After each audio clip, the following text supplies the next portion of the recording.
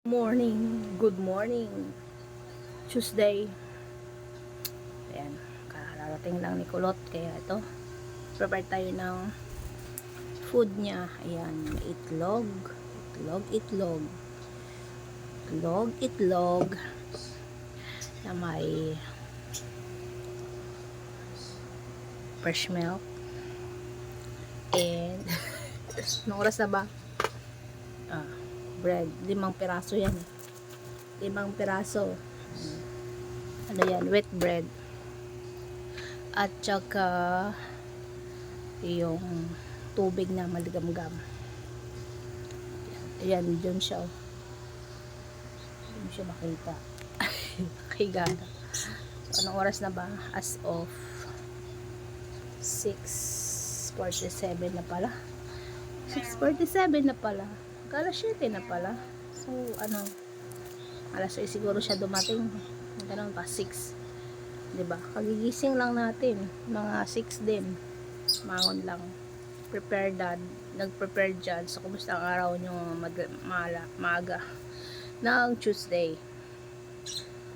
Ay, bag is real. Siyempre, di mawawala yung ibon dito. Gising na gising.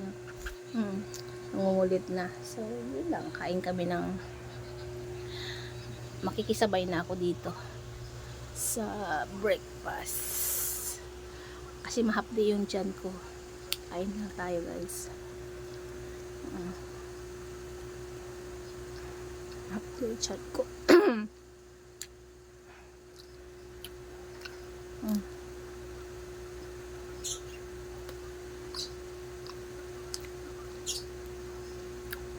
Ay, kung magkape, mahapdi yung tiyan ko. Maligamgam na lang. Sabi nila, pag may problema ka sa tiyan, sakit ng tiyan, or yung anong tawag dyan, yung tiyan mo is uncomfortable, mas maganda daw ang maligamgam na tubig para malisan yung hindi kalmado ang tiyan, no? Alboroto. So water, magaling talaga ang water sa katawan. So the best ang water.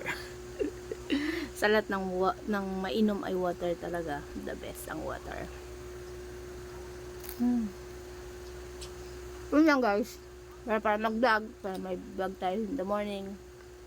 So, happy Tuesday and ingat tayong lahat. Thanks for watching.